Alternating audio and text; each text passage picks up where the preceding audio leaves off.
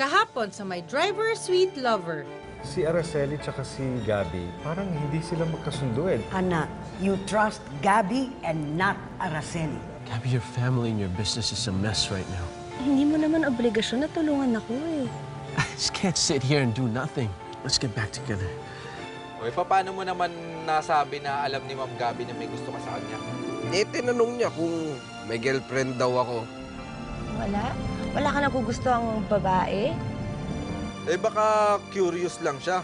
Eh, hindi. Kahit na. Bigla-bigla akong tatanungin ng ganon. Did you send a picture?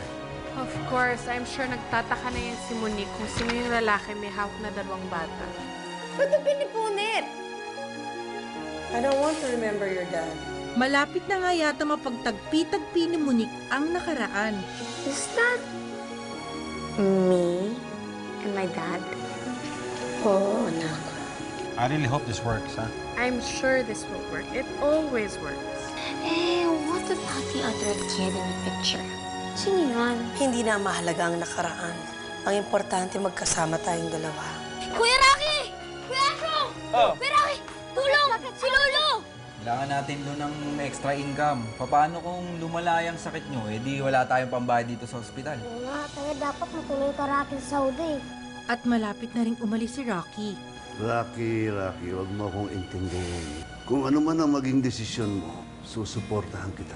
Si Gabby, Rocky, may girlfriend ka ba? Oho? malapit na rin kayong mabaliw.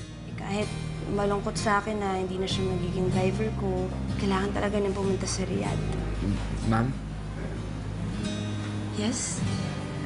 May gusto ka bang pagtapat sa akin, Rocky?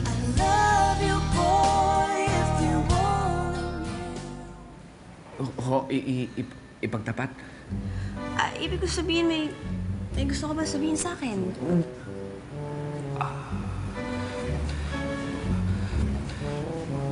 Maraming salamat po sa pag-unawa niyo sa akin. Wala yun. Yun lang ba? Opo, yun lang. Sige. Mauuna na ako. Sige po. Hello, George. I'll go ahead. Huli po. Bakit ka naman hindi nagtapat kay Ma'am? Naya ako. Hiya ka na naman. Monique? Monique, are you okay?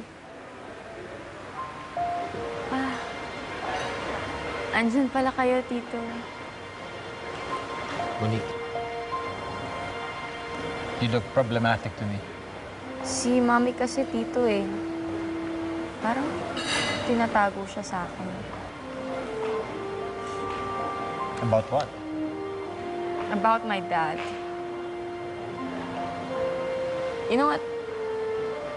Every time I ask her about him, he gets mad or irritated. But, Tito, don't I deserve to know my dad? Oh, ito, Holo. Kumain kayo ng orange. Matagal na kayong hindi nakakakain nito, eh, no? Mahal kasi ito, eh. Oh, balatan ko kayo, ah. Rocky, Po. ibenta mo na yung jeep. Ho? Eh, bakit ko ibebenta yung jeep? Kailan ko masasabi itong pagtingin? Ay, Gabby, apo ko, nandito ka na. Isn't Simon amazing? Yeah. Simon, hindi ko alam na may talent ka pala sa music. Well, ours is a very short relationship, Gabby. We barely even had a chance to get to know each other. Alam mo, Monique, you cannot blame your mom kung tinatago niya ang daddy mo. Ganun talaga. He's dead. I know that. Pero, Tito, kahit patay na yung daddy ko, gusto ko siya makilala. Gusto ko malaman kung anong klaseng tao siya. Let me ask you this. Ano ba sa tingin mo pagkatao ng dati mo? Yung kikitain mo, yun ang gamitin mo papuntang Riyadh. Lo, hindi po pwedeng mangyari yun dahil yun ang ikinabubuhay natin. Oo nga, pero sino magmamaneho? May sakit ako. Nandiyan naman si Asyong eh. Siya pwedeng pumasada habang wala kayo. Abuela, may dala pala akong bread para sa'yo. Kasi alam kong wala niyan sila dito, kaya mga favorite dala lang kita. ko. Thank you. Sarap yan. Can you sing another song again for me, please?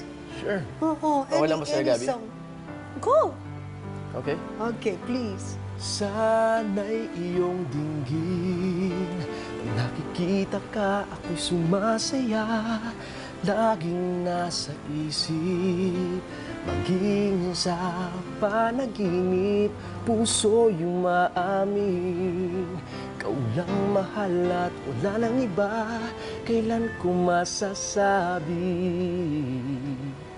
itong pagtingin. Sige, ikaw ang bahala. Rocky, ayoko man na umalis ka, pero ikaw ang bahala sa pamilya natin. Kung ano man ang maging desisyon mo, susuportahan kita. Well, that's the problem. Alam mo, Tito, kahit nakita ko na yung picture niya,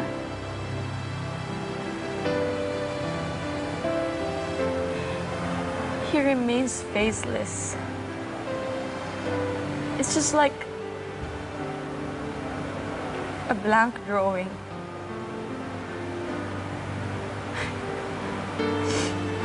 Wala akong memories ng daddy ko.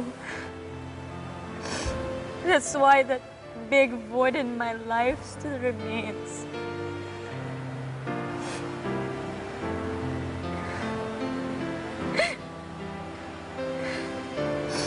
Tito, alam mo ba yung pakiramdam kapag iniwan ka ng isang tao na dapat nagmamahal sa'yo?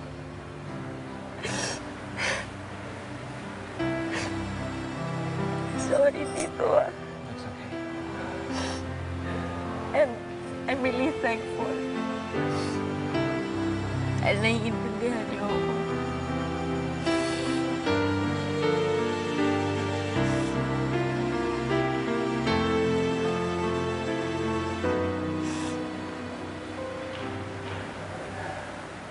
Nakatulog na po lang, abuela. Oo nga eh, para makapagpahinga na rin siya. Simon, thank you for doing this. Abby, you know it's not really a big deal, right? Gusto ko lang naman, guman yung loob mo kahit papano. Abby, alam ko kasi maraming gumugulo sa isip mo eh. You know, I miss her so much. Kaya nga niliyakap niya ako, hindi ko mapigilan yung sarili ko. Gusto niya makilala yung tatay niya. Hindi ko masabi sa kanya, ako na yun. Ako na iniyakap mo. Ahmed, you're a good and strong man. Responsible and kind.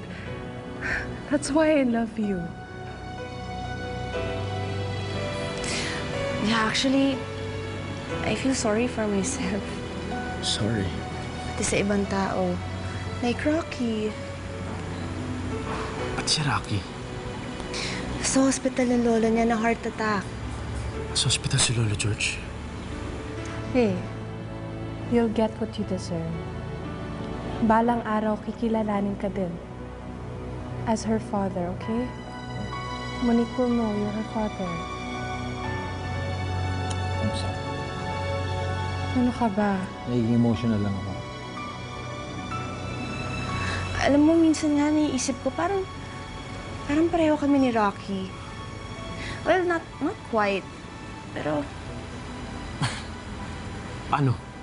kasi yung family niya, masaya. kahit walang pera. Hindi katulad ko, meron nga kaming pera, pero gulo-gulo naman ang pamilya.